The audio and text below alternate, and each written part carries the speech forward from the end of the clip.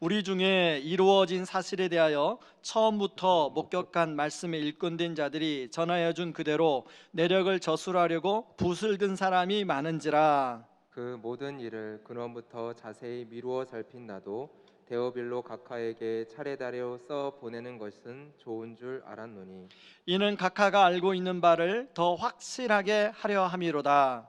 유대 왕 헤롯 때에 아비야 반열에 제사장 한 사람이 있었으니 이름은 사가랴요 그의 아내는 아론의 자손이니 이름은 엘리사벳이라.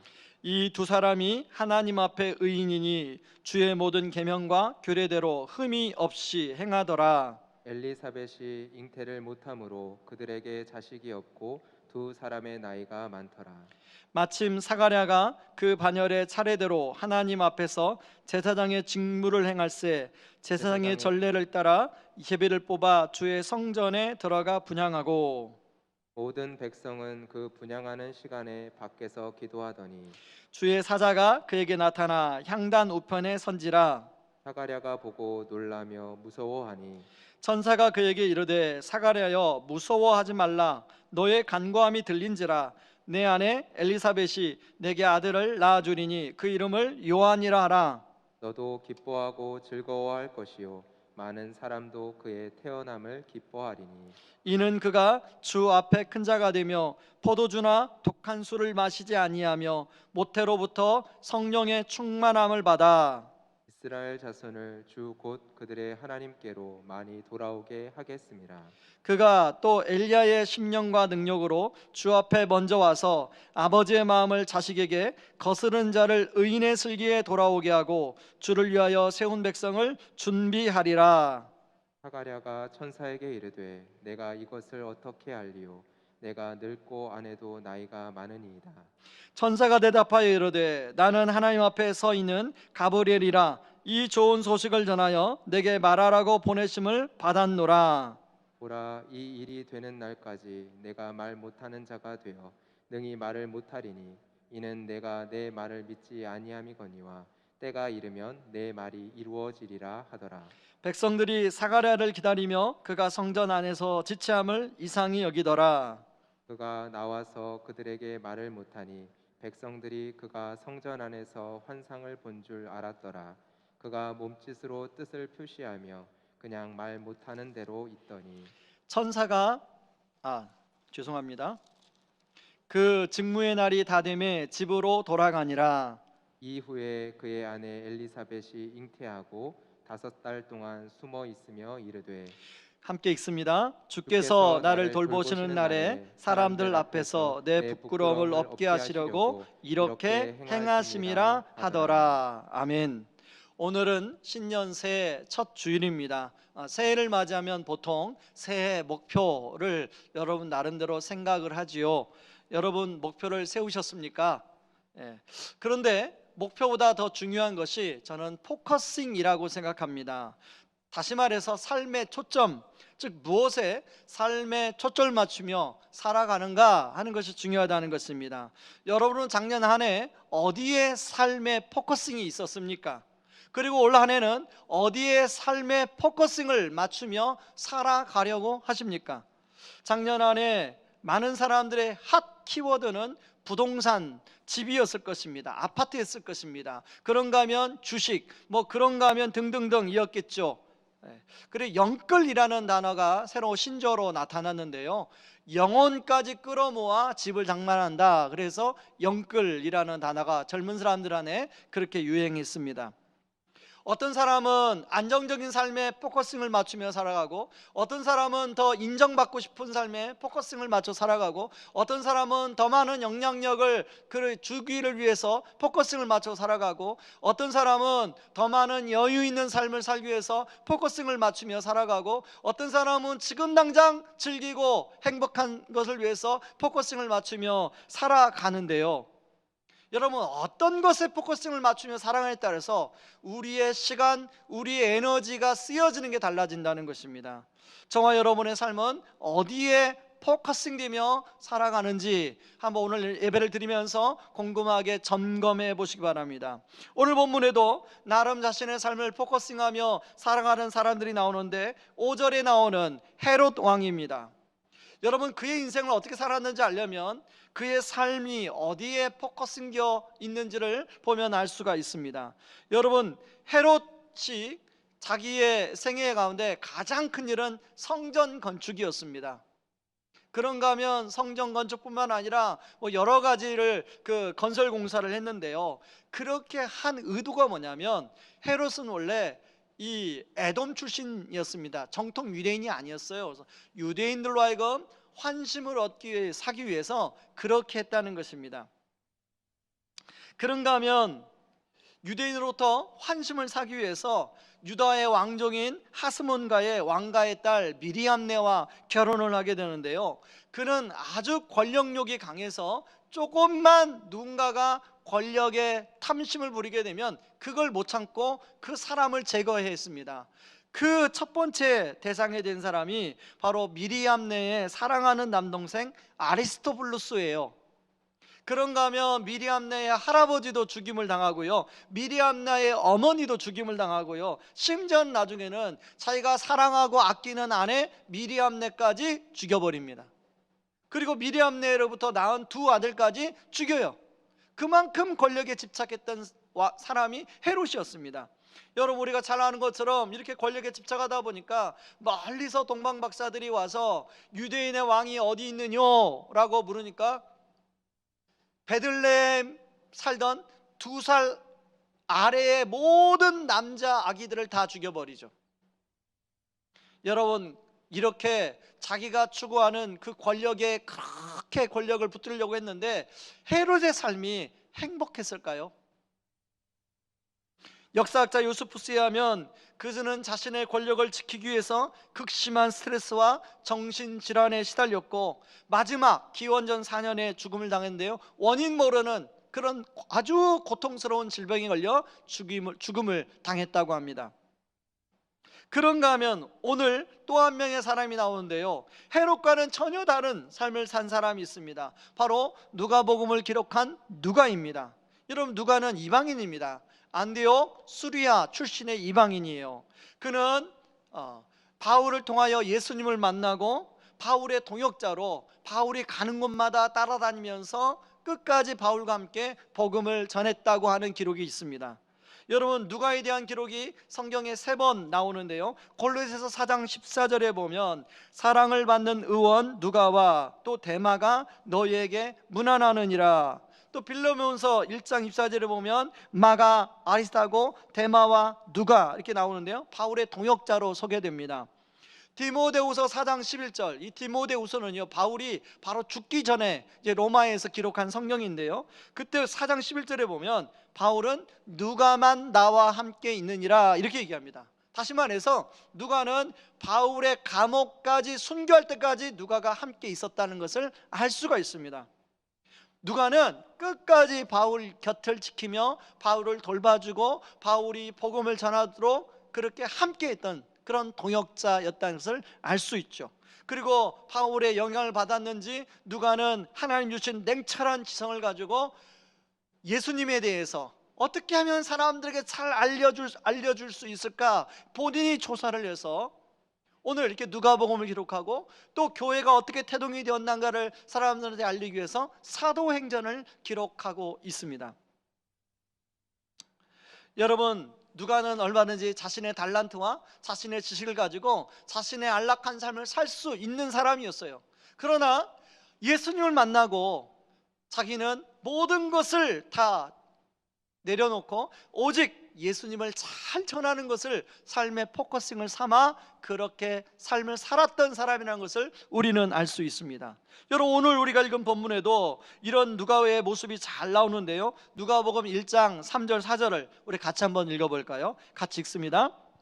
그 모든 일을 근원부터 자세히 미루어 살핀 나도 데오빌로 각하에게 차례대로서 보낸 것이 좋은 줄 알았노니 이는 각하가 알고 있는 바를 더 확실하게 하려 함이로다. 이 데오빌로가 누구냐? 어떤 사람은 로마의 고위 관리였을 것이다 라고 하는데 어떻든 분명히 구체적인 인물이에요. 누가는 자기가 조사하고 연구한 것을 이제 데오빌로에게 데오빌로에게 아마 데오빌로가 예수님을 믿었나 봐요. 근데 데오빌로에게 더 확실하게 알기 위하여 데오빌로에게 하나하나 적어서 보내고 있더라는 것입니다. 이게 누가는 오직 복음 전하는 일에 그의 삶의 포커스를 맞추고 있어요.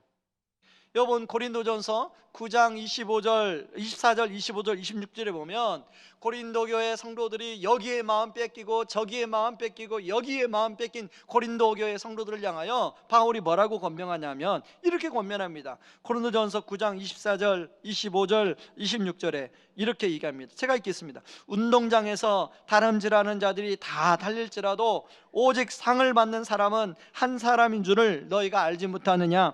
너희도 상을 받도록 이와 같이 다름질하라. 이기기를 다투는 자마다 모든 일에 절제하나니 그들은 썩을 승자의 관을 얻고자 하되 우리는 썩지 아니할 것을 얻고자 하노라. 그러므로 나는 다름질하기를 향방 없는 것 같이 아니하고 싸우기를 허공을 치는 것 같지 아니하며. 바울은 우리 인생을 달리기에 비유합니다. 달리기를 마치면 이제 1등에 주는 상이 있죠. 그런 것처럼 우리 인생의 경주를 마치게 되면 우리도 주님 앞에서 나름대로 이제 서서 상을 받게 되는데요, 그때 썩는 면류관이 아니라 썩지 않는 면류관을 받기를 원한다는 게 바울의 권면이에요. 그러려면 이것도 하고 저것도 하고 저것도 하고 그런 향방 없는 삶이 아니라 분명한 포커싱을 두고 살아라, 그렇게 바울이 권면하고 있습니다. 여러분, 우왕우리 교회는 이제 2011년에 개척이 돼서 지난 10년을 이제 지나고 11년째 들어가게 됩니다. 10년 전 1월 넷째 주 저 합리관에 이제 식당에서 예배를 드리는데요, 1월 넷째 주가 첫 예배였습니다. 제가 이제 11년에 들어간 즈음에서 첫 예배 때 어떤 말씀을 전했나 이렇게 제가 이제 원고를 좀 살펴봤더니요, 오늘 설교 제목과 동일한 겁니다. 그때 마가복음 1장을 가지고 전했는데 주의 길을 준비하라, 이런 말씀으로 제가 전했어요. 제가 그 원고 설교 제목과 원고를 다시 읽으면서 깜짝 놀랐어요. 저는 의도한 바가 아닙니다. 오늘 누가복음 1장을 제가 의도해서 이걸 전한 게 아니라 이제 매일 성경 소그룹 본문을 따라 말씀을 전하다 보니까 누가복음 1장을 전하게 됐는데, 누가복음 1장을 계속 묵상하면서 여기서 말하는 하나님의 말씀의 핵심이 뭘까? 우리에게 말하고자 하는 말씀의 의도가 뭘까? 결국은 주의 길을 준비하라예요. 저는 이렇게 일치된 걸 보면서 11년째 향하는 의왕우리 교회가 다시 한번 본질을 생각하는 그런 교회가 됐으면 좋겠다 하는 그런 성령의 음성이 아닌가 하는 생각이 들었습니다. 여러분, 교회를 세우신 목적이 무엇입니까? 교회를 세우신 목적은 주님의 길을, 주님이 다시 오실 그때 그 길을 잘 준비하는 것, 그게 교회의 목적이 아닙니까?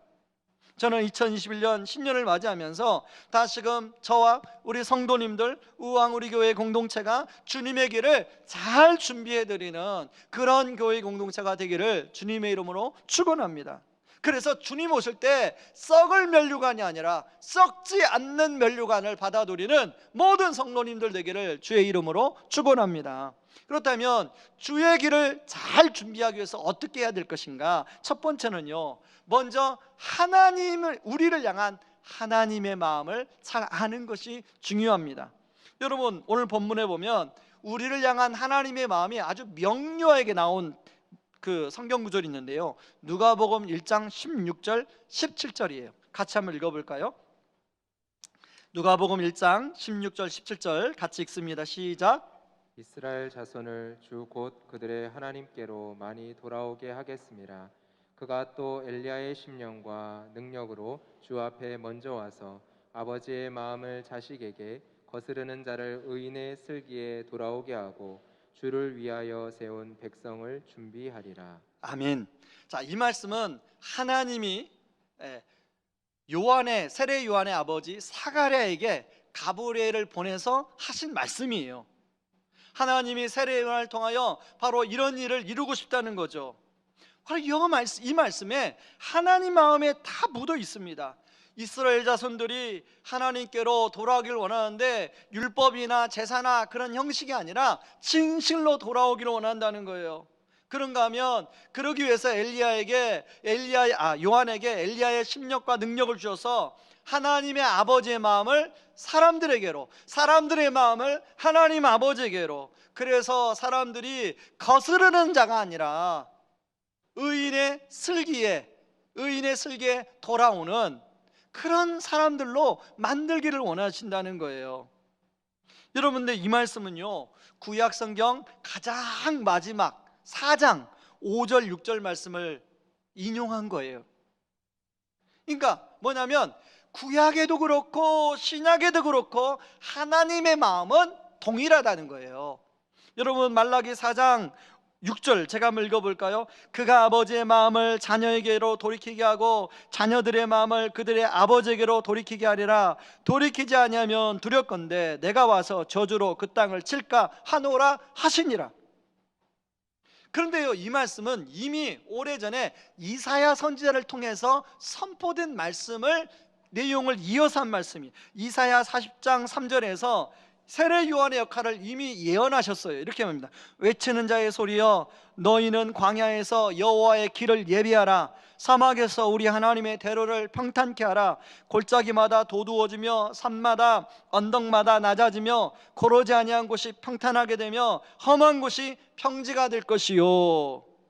여러분, 죄 없이 자기 마음대로 인생을 살다 보니까 사람들의 마음이요, 어떤 사람은 깊은 골짜기가 드리워진 마음이에요. 그런가 하면 어떤 사람은 막 허영이 가득 차서 높은 마음이에요. 어떤 사람은 고르지 않아요. 마음이 심령이 고르지 않아요.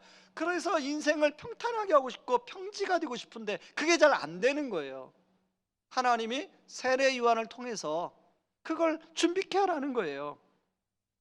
이제 예수님이 와서 그 일을 할 텐데 네가 그 일에 통로가 되고 준비자가 되면 좋겠다. 그게 하나님의 말씀이시죠. 자, 오늘 본문을 살펴보면요, 이런 하나님의 마음이 어떻게 구체적으로 잘 나타나고 있는지 나오는데요, 하나님은 요한을 통해 예수님이 누구인가를 알리기 전에 요한이 태어나기 과정부터 하나님의 섬세한 계획이 나와요. 하나님은 먼저 요한의 아버지 사가랴에게 가브리엘 천사를 보냅니다. 마리아에게 가브리엘 천사가 나타났다고 성탄 때 얘기하지 않았습니까? 그로부터 5개월 전이에요. 그로부터 5개월 전에 먼저 요한의 아버지 사가랴에게 가브리엘을 보내서 이렇게 말합니다. 누가복음 1장 13절, 제가 쉬운 성경으로 읽어보겠습니다. 천사가 그에게 말했습니다. 사가랴야, 두려워하지 말라. 내 기도를 하나님께서 들으셨다. 내 아내 엘리사벳이 아들을 가지게 될 것이다. 그 이름을 요한이라 하여라. 그런데 여러분, 이 사가랴가 생각할 때 엘리사벳은 이미 나이가 들어서 더 이상 아기를 가질 수 없는데 천사에게, 아니 어떻게 그런 일이 있을 수 있습니까? 내가 믿을 수 있는 이적을 보여달라고 하니까, 그 이적은 다른 게 아니라 앞으로 네가 10개월 동안 아무 말도 못하는, 말을 못하는 그런 상황으로 지내게 될 거다라고 이야기합니다. 실제로요, 이 사가랴는 10개월 동안 말을 못하는 벙어리가 됩니다. 장애를 입게 되죠. 그런 다음에 정확히 5개월 후에 가브리엘 천사는 마리아에게 다시 나타나서 예수를 잉태할 것을 고지하는 내용이 나오죠. 그리고 나중에 5개월 후에 이 마리아가 엘리사벳을 만나서 가브리엘을 한 천사가 한 말을 확신을 갖게 만들어주고 있습니다. 다시 말해서 하나님은 예수님이 이 땅에 오시기 전에 굉장히 주도 면밀한 준비로 예수님을 오시도록 준비하게 하셨다는 거예요. 누가는 나중에 이것을 다 조사하면서 누가가 감격했을 거예요.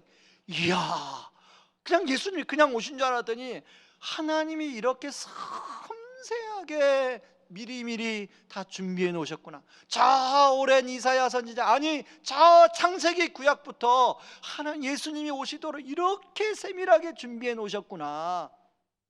그래서 누가가 이것을 어떻게 해요? 자기가 그런 마음으로 세밀하게 옮겨 적어서 데오빌로에게 보내고 있는 거예요. 여러분, 이걸 보면 하나님이 우리를 향한 마음이 어떠한지를 우리는 잘 알 수 있습니다. 우리가 죄 가운데 그렇게 향방 없는 인생 사는 거 하나님 원치 않으세요. 우리가 해야 할 일은요, 그런 하나님 마음을 잘 알고 그 하나님의 놀라운 일과 예수님을 우리 마음속에 받아들이고 믿으면 되는 것입니다. 그런데 여기에 걸림돌이 하나 있어요. 예수를 그냥 구세주로만 믿으면 되는 게 아니라 그 안에 하나의 조건이 붙어요. 예수님을 인생의 주인으로 모셔야 돼요.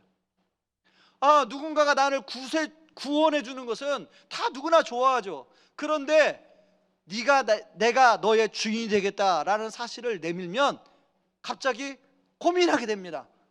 내 인생에 내가 주인이지 왜 네가 나의 주인이 되기를 원해? 그 고민해요. 여러분, 우리 안에 본능이 어떤 게 있냐면 누가 이래라 저래라 말 듣는 걸 싫어하는 본능이 우리 안에 있어요. 내 마음대로 하고 싶죠. 내 인생이니까 내 마음대로 하고 싶죠. 여러분, 오늘 헤롯이 딱 그런 마음이었습니다. 헤롯은요, 유대인의 왕이 어디 있느냐, 자기의 왕이 누가 된다는 것을 받아들이고 싶지는 않았어요. 그래서 자기가 2살 아래 아기를 다 죽이잖아요. 이런 헤롯과 같은 마음이 우리 안에 숨어 있다는 거예요. 인간의 본성 안에 숨어 있다는 거예요. 무섭게 숨어 있다는 거예요. 자신의 왕이 되어서 마음대로 인생 살고 싶어하는 그런 마음이 숨어 있다는 거예요. 심지어는 하나님도 자신이 인생의 주인이고 하나님은 그냥 자신을 도와주는 하나의 신으로 생각하는 그런 오류를 할 때가 많다는 거예요. 여러분, 작년 한 해 여러분이 뜻대로 바라는 대로 원하는 것이 안 된 여러분 자신의 마음을, 여러분의 반응해야 하는 마음을 들여다보면 여러분 안에 그런 마음이 있는지 없는지를 잘 알 거예요. 하나님이 왜 나를 안 도와주시지? 하나님이 나를 도와주셔야 되는데 그래야 내가 당신을 믿죠. 내가 하나님이 나를 안 도와주니까 당신 난 못 믿겠어요. 당신 있는지도 의심이 돼요. 혹시 그런 마음이 있다면 여러분이 여전히 여러분 안에 헤롯과 같은 마음이 있는 거예요. 여러분, 그런 마음이 여러분 안에 있다면 그런 마음을 고수하면 고수할수록 여러분의 손해입니다. 지혜로운 것은 빨리 그 마음을 내려놓고 하나님을 진정한 나의 삶의 왕으로, 나의 삶의 주인으로 겸허한 마음으로 모시고 받아들이는 것입니다. 그런가 하면요, 이런 우리를 향한 하나님의 마음을 알았다면 두 번째는 하나님 마음에 부응하는 삶을 사는 것입니다. 여러분, 사가랴는 가브리엘 천사의 말을 듣고 이제 집으로 막 달려왔어요. 근데 진짜 자기 아내 엘리사벳이 임신한 거예요. 여러분, 우리 여기 여자 성도님, 예배드린 여자 성도님들은 아기를 가져봐 다 알겠지만 아기가 이제 임신하게 되면 그 몸에 나타나는 변화가 있습니다. 배가 불러오기 시작하고 이제 아이가 어느 정도 크면은 막 발질도 하고 손짓도 하고 그러면서 볼록볼록하죠. 여러분, 사가랴가 엘리사벳의 그런 어떤 몸의 징후를 보면서 얼마나 기뻤겠어요. 얼마나 기뻤겠어요. 막 그래서 막 소리를 막 지르고 싶고 막 사람들한테 찾아가서 드디어 하나님이 우리의 기도에 응답해 주셨다고 막 그렇게 하고 싶었을 텐데, 여러분 오늘 본문에 보면요 24절 한번 보세요. 24절 읽다 보면 여러분이 잘 이해가 안 가는 구절이 있을 거예요. 엘리사벳이 5개월 동안 숨어 지냈더라, 이런 말이 나와요. 자, 여기서 숨어 지내다라는 이 말은요 일부러 아무도 모르게 격리되어서 따로 있었다, 이런 말이에요. 그렇다면 왜 그렇게 했느냐는 것이죠. 숨길 게 뭐가 있어요? 나이가, 어떤 사람은 나이가 들어서 임신한 게 부끄러워가지고 숨어 있었을 것이다, 그렇게 생각할 수 있는데, 여러분 그것은 틀린 말이죠. 25절에 보면 엘리사벳이 자기가 임신하고 나서 얼마나 기뻤는지, 하나님이 드디어 나의 부끄러움을 치유하여 주셨다, 나의 수치를 치유하여 주셨다가 너무너무 기뻐했잖아요. 근데 왜 숨어 있어요? 더 많이 알려야죠. 사람들한테 내가 이 나이에 임신을 했어, 하나님의 은혜로 임신했어, 얼마나 기쁜지 몰라. 여러분, 저는 사가랴 입장에서 한번 생각해 봤어요. 사가랴가 얼마나 기뻤을까. 사가랴가 막 소리를 지르고 싶은데 소리가 안 나와요. 이러다가 안 나오는 거예요. 막 노래하고 싶은데 안 나와. 이렇게 노래가 안 나오는 거예요. 그런데요 사가랴와 엘리사벳이 집중했던 게 있어요. 집중했던 게 뭐냐면, 숨어 지낸 이유가 뭐냐면요, 여러분, 그 태중에 있는 아기가 특별한 아이라는 것을 이제 사가랴와 엘리사벳이 안고, 그 잘 자랄 수 있도록 5개월 동안 그렇게 숨어 지내면서 그 아이에게 집중하여 이제 그 자라도록 한 것이죠. 근데 왜 5개월만 숨어 있었냐? 이게 궁금하지 않으세요? 여러분, 5개월 후에 어떤 일이 벌어지냐면, 마리아가, 가브리엘 천사가 마리아에게 찾아가서 수태고지에 대한 이야기를 해줘요. 예수님이 너의 태중에 있다고 이야기를 해줍니다. 마리아가 그때 가브리엘이 엘리사벳도 임신했다는 얘기를 해요. 그 사실을 마리아가 몰랐어요. 몰랐다가 가브리엘을 통해서 알아서 바로 즉각적으로 엘리사벳의 집에 간 거예요. 엘리사벳이, 마리아가 오니까 엘리사벳의 태중에 있는 이 세례 요한이 그 안에서 태동을 하는 거예요. 마리아와 그 태중에 있는 아기가 오니까 이 태중에 있는 세례 요한이 너무 기뻐서 막 뛰니까 이 엘리사벳이 성령 충만함으로 뭐라고 이야기하냐면 45절에 이렇게 얘기합니다. 주께서 하신 말씀이 반드시 이루어지리라고 믿은 그 여자에게 복이 있도다. 이 말을 들은 마리아가 확신에 차서 기뻐서 하나님을 찬양하는 내용이 그 다음에 나와요. 이렇게 해서 사가랴와 엘리사벳은 5개월밖에 숨겨서 아기를 키울 수밖에 없었다는 거죠. 여러분, 사가랴와 엘리사벳은 주님의 오심을 준비하는 하나님의 계획에 자신들이 영광스러운 초대를 받은 거 아닙니까? 그 초대에 부응하기 위해서 자신들이 할 수 있는 것에 최대한 집중하고 있더라는 것이죠. 이런 사가랴와 엘리사벳의 영향을 받은 세례 요한은 철저히 자신을 낮추고 주님의 오심을 준비하는 일에 집중하는 것을 볼 수 있습니다. 여러분, 대표적인 일이 두 가지가 나오는데요, 이제 요단강에서 세례 요한이 세례를 줍니다. 많은 사람들이 몰려들어요. 그래서 유대 방방곡곡 다 소문이 났어요. 얼마나 소문이 났던지 예루살렘에서 조사단을 파견합니다. 조사단을 파견해서 세례 요한에게 이렇게 묻습니다. 당신이 엘리야입니까? 당신이 오실 선지자입니까? 당신이 오실 그리스도입니까? 그때 세례 요한이 한 유명한 말이 있죠. 여러분, 요한복음 1장 23절 한번 같이 읽어볼까요? 같이 읽습니다. 이르되 나는 선지자 이사야 말과 같이 주의 길을 곧게 하라고 광야에서 외치는 자의 소리로라 하니라. 나는 엘리야도 아니고 선지자도 아니고 나는 더구나 그리스도도 아니고 나는 그냥 소리예요. 난 광야에서 외치는 소리예요. 여러분, 지금 요한은 많은 사람들의 인기를 받고 있습니다. 지금 인기가 하늘을 치솟고 있는 상황이에요. 그런 상황 가운데 사람들이 자신을 향한 관심을 받는 상황에 수많은 유혹이 있을 거예요. 그런데 과감히 자기는 낮아지고 예수님을 드러내므로 오실 예수 그리스도를 준비하고 있는 그 일에 집중하고 있는 것을 보게 돼요. 자, 조사단이 다시 질문합니다. 그런데 너는 왜 세례를 주니? 너 이렇게 많은 사람한테 세례를 주니? 그때 여러분 31절에 보면 그 전에 그 조사단원들에게는 직접적으로 답을 하지 않습니다. 대신 뭐라고 답을 하냐면 나는 앞으로 오실 예수님에 비하여 신발끈 풀기에도 감당하지 못하는 사람입니다. 그렇게 말해요. 그리고 31절에 자기의 제자들에게는 직접적인 대답을 해줍니다. 31절 제가 읽어보겠습니다. 나도 그를 알지 못하였으나 내가 와서 물로 세례를 베푸는 것은 그를 이스라엘에 나타내려 함이라 하니라. 이게 무슨 말이냐면요, 성령님이 세례 요한에게 맡기신 역할이 뭐냐면 예수님이 많은 사람에게 이제 공생애를 사역하는데 예수님이 많은 사람들 앞에 드러나는 일에 세례 요한을 사용하길 원하셨어요. 그래서 세례 요한한테 부탁한 일이 뭐냐면 너는 요단강가에서 가서 세례를 줘라. 그러면 많은 사람들이 세례를 받으러 올 텐데 그 중에 한 분이 예수님일 텐데, 예수님이 세례를 줄 때 나머지는 내가 할 거다.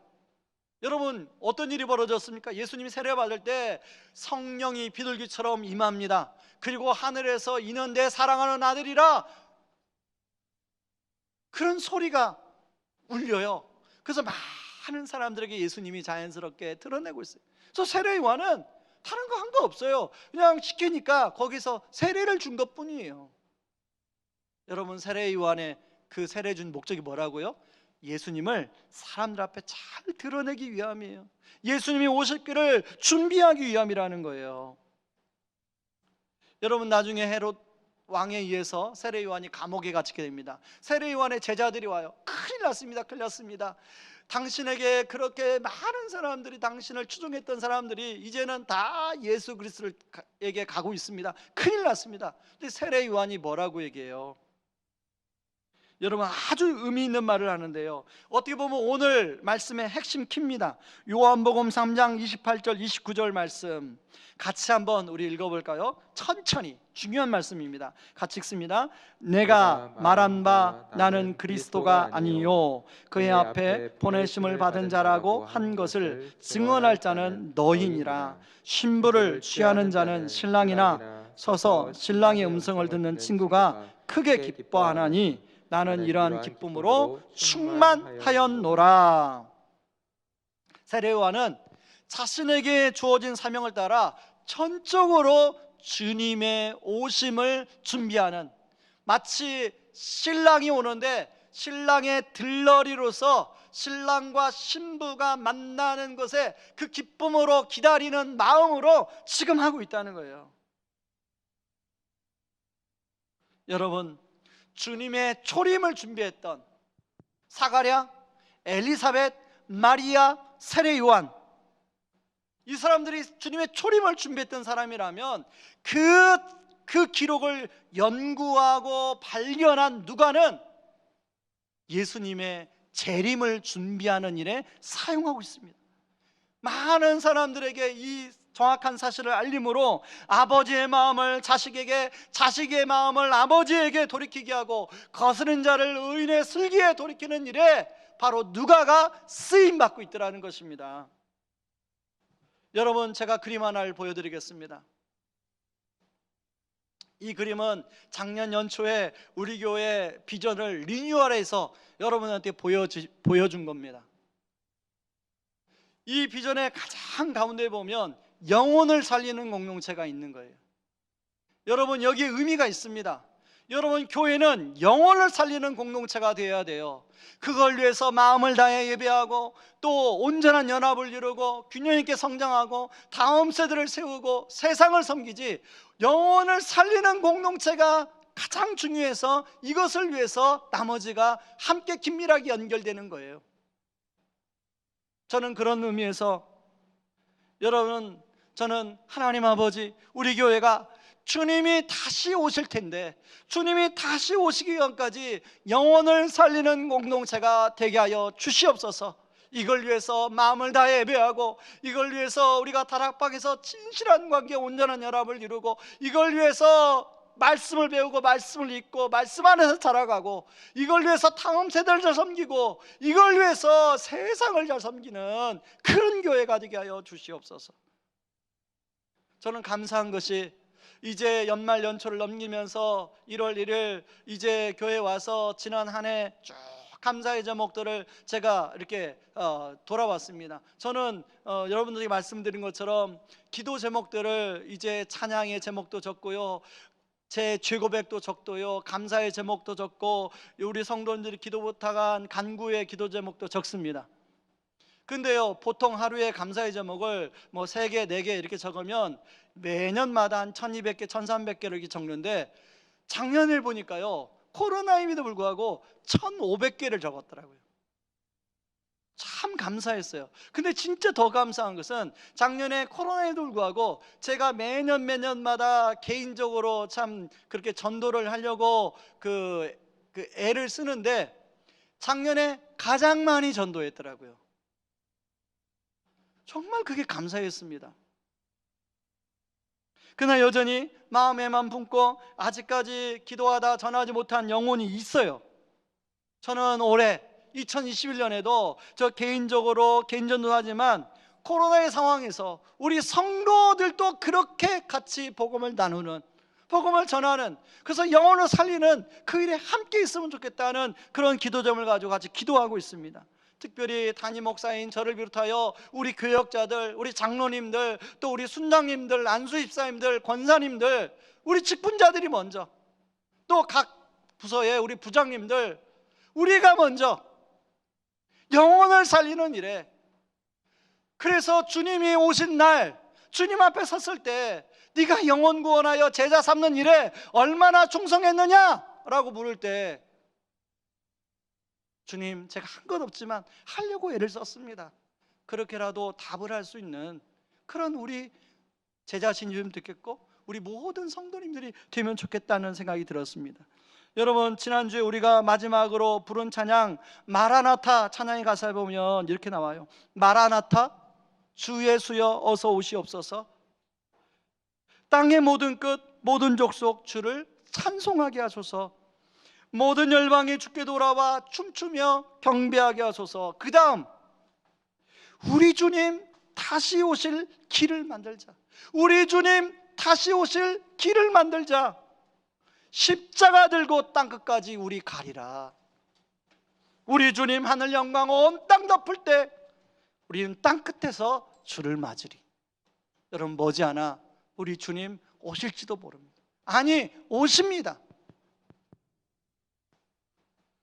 여러분, 올해 시작하면서 여러분의 마음에 어떤 영혼을 품을 것입니까?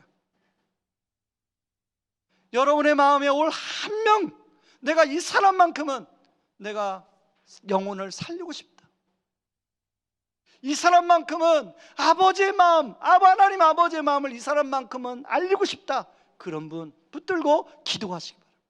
그리고 그런 분에게 하나님, 내가 복음을 나눌 수 있는 기회를 그분에게 허락하여 주십시오. 아무리 코로나 상황이지만, 비록 이런 상황이지만 여러분, 줌으로도 얼마 나눌 수 있고 또 통화로도 나눌 수 있고, 그리고 마스크 쓰고 또 거리 두고 만날 수 있고, 하나님, 그럴 기회를 나에게 주십시오.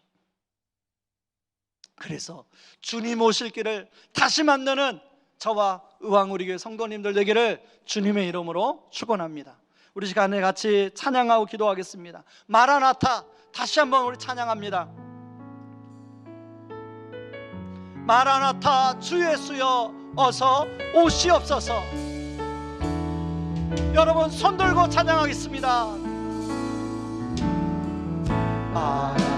마라나타, 주 예수여 어서 오시옵소서. 땅의 모든 끝, 땅의 모든 끝, 모든 족속 주를 찬송하게 하소서. 마라나타, 마라나타, 주 예수여 어서 오시옵소서. 모든 열방이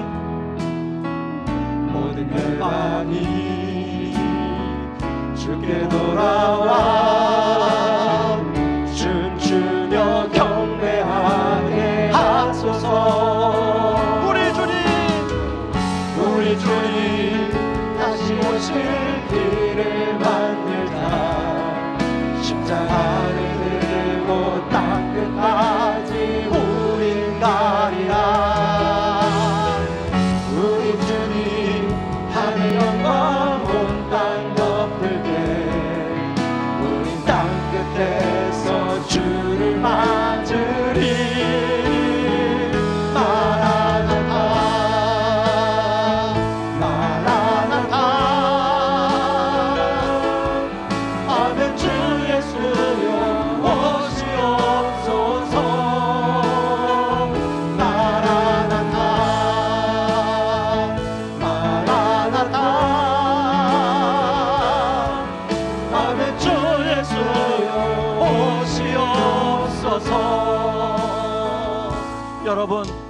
여러분은 한 해를 시작하면서 어디에 여러분의 삶에 포커싱을 하셨습니까? 하나님은 우리를 통하여 아버지의 마음을 자식에게, 자식의 마음을 아버지에게, 거스른 자를 의인의 슬기에 돌아오게 하십니다. 여러분, 시간에 기도할 때 우리를 향한 하나님의 아버지의 마음을 잘 알고 순종하게 하여 주시옵소서. 내 마음대로 사는 것이 아니라 헤롯과 같은 내 안에 있는 헤롯을 죽이고 그 마음을 내려놓고 주님을 나의 인생의 주인으로 모시게 하여 주시옵소서. 두 번째, 우리 기도할 때 하나님, 사가랴와 엘리사벳과 요한이 주님의 초림을 준비했다면 하나님, 우리도 누가처럼 주님의 다시 오실 길을 준비하는 일에 하나님, 저를 사용하여 주시옵소서. 올해 한 명이라도 영혼을 살리는 일에 저를 사용하여 주시옵소서. 의왕우리교가 영혼을 살리는 공동체가 되게 하여 주시옵소서. 우리 같이 한번 기도하며 나가겠습니다. 기도하겠습니다. 고마우신 하나님 아버지, 고맙고 감사합니다. 아버지 하나님, 아버지 하나님을 시작하며 아버지 하나님, 우리의 삶의 포커스, 아버지 어디에 있습니까? 아버지 하나님, 안정되신 삶에 있습니까? 인정받고자 하는 아버지의 마음이 있습니까? 하나님, 더 영향력을 미치고 싶은 마음이 있습니까? 더 여유로운 삶을 살고 싶은 데 있습니까? 더 즐기는 삶을 살고 싶은 데 있습니까? 하나님 아버지, 하나님, 우리가 하나님 아버지의 마음을 원합니다. 하나님은 아버지 우리의 마음 동안은 아버지의 마음을 아버지 자식에게 돌리기를 원합니다. 자식들의 마음을 아버지에게 돌리기를 원합니다. 거스른 자를 아버지 의인의 슬기에 돌리기를 원합니다. 아버지 이 일에 아버지가 순종하게 하여 주시옵소서. 아버지, 우리 교회가 순종하게 하여 주시옵소서. 우리 교회 교역장, 장로님들, 안수인들, 권사님들, 순장